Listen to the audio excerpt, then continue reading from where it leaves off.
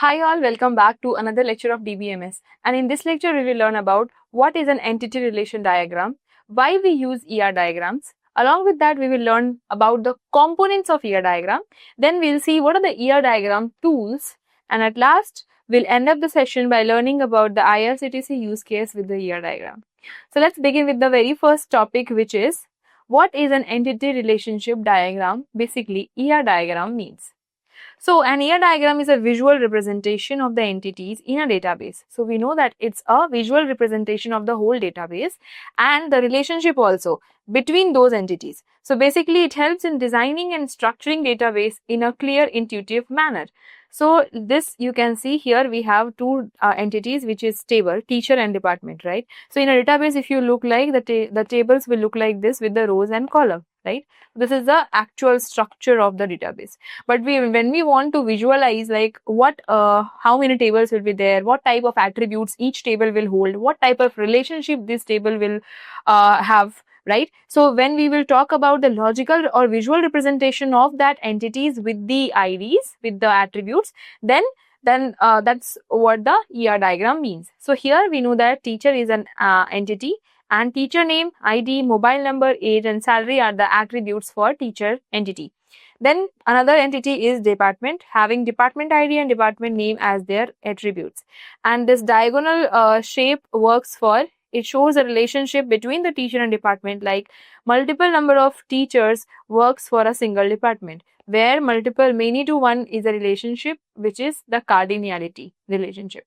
This is what ER diagram, and it's just a visual representation of the whole structure of the database and the entities and the relationship between those entities instead of the actual data.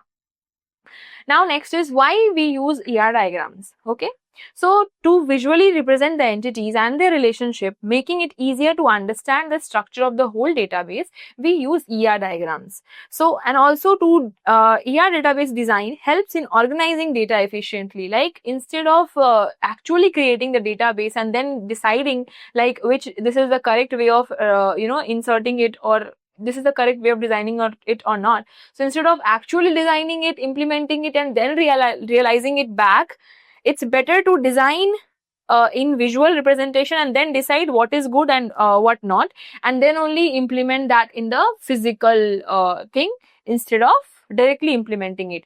So this helps in organizing data efficiently, identifying redundancy. If there is any duplicate, we will identify in the ER diagram itself before implementing it to the physical data, and enforcing data integrity rules as well.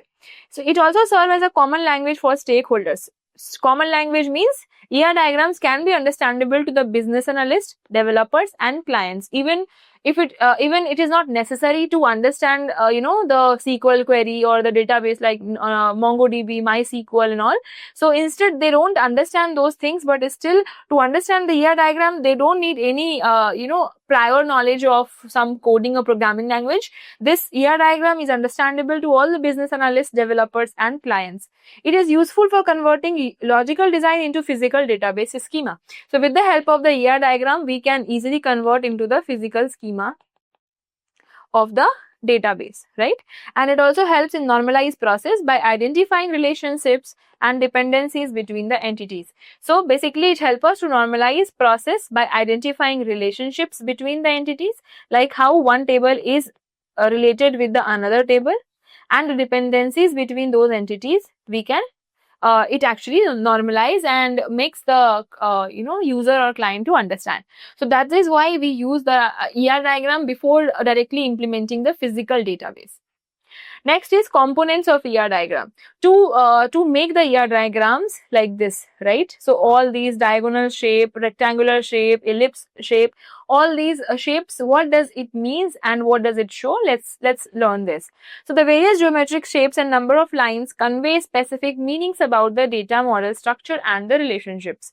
Basically the structure of rectangular, elliptical, diagonal or even the line has their own meaning and have their meaningful content in the ER diagram, where the rectangular shape shows the entity. Basically it represents the entity set, which is a collection of similar entities. which is nothing but it shows the table. Next is attributes. So ellipsis represents the the attributes of entities like name, age, ID of a person table. Okay, so these are the attributes. Next is diagonal shape represents a relationship between the two or more entities. So it is basically to show the relationship.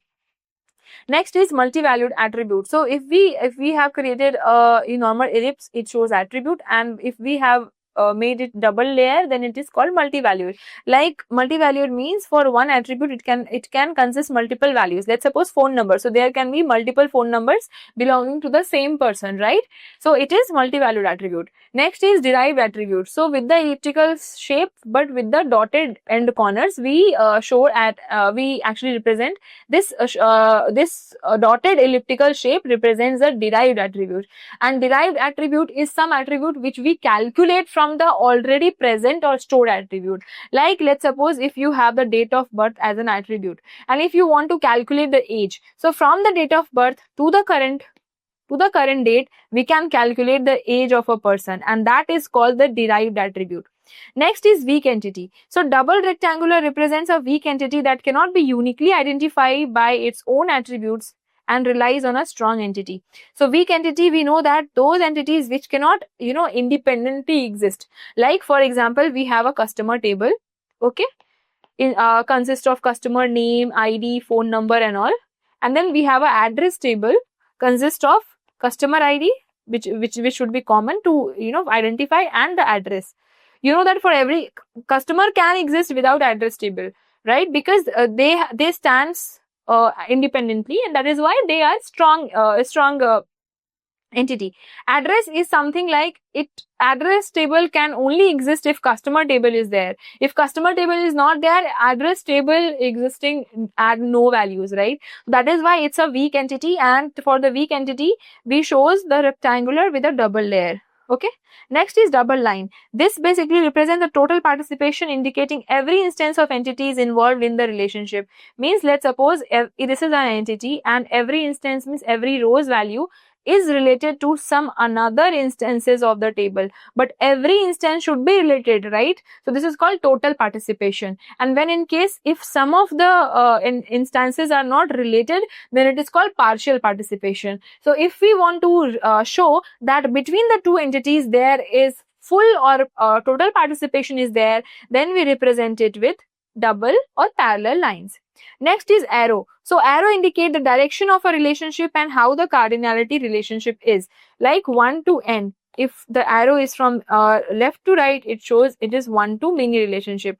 Or if the arrow is from right to left, it shows many to one relationship. So this is how it represents the cardinality, basically the relationship between the two entities.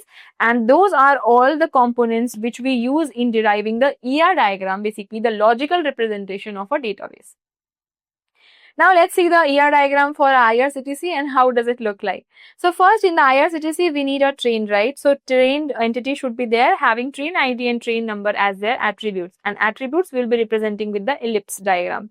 Then we have a seat entity and we have a payment entity, right? Where payment entity, seat entity is for every train, it includes seat. So includes is a relationship between the train entity and the seat entity. Along with that seat and payment, there is a relationship that is called required. So for every seat there is a payment. For every seat there should be payment done for every seat, right? So that is why it exists. It says that required is a relationship between the seat and payment. Similarly, for every payment, it should be for every booking, the payment should be done, right? So for if every payment is done, booking should be done. So made via payment is a relationship between the booking and the payment table. Hence again payment ID, payment status and passenger are the attributes for the booking. Then booking and customer having the relationship called books. Every customer books the booking, right? So here is a relationship of books. So this is how relationship we show with the diagonal structure.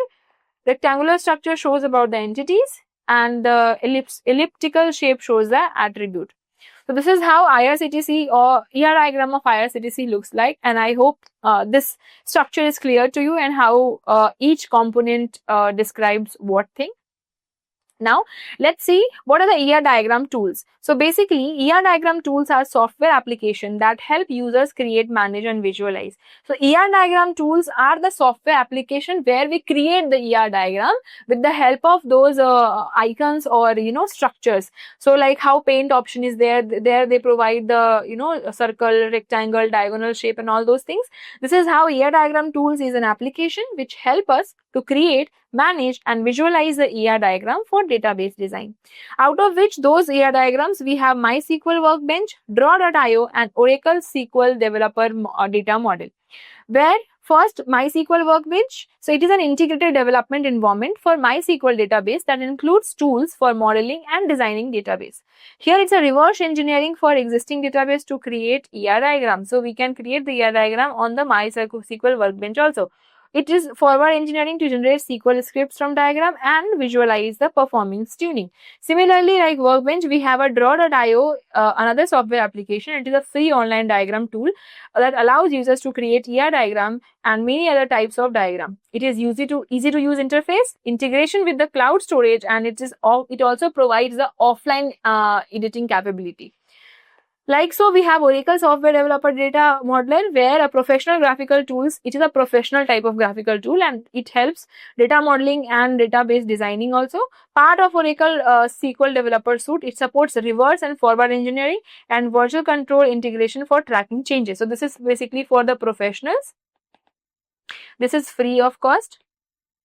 And it also allows the offline editing, and MySQL Bench is for the developer. So this is what different types of ER diagram tools, which basically the applications with which we can draw our ER diagrams based on the requirements of the databases, to visualize the things and to make the correct decision, like for what with what attributes and with what relationship between the entities we should go forward to create the real and actual physical database. So that was all about the whole lecture. I hope you learned. Now let's meet in another lecture. Till then, keep learning. Take care of yourself and your family too.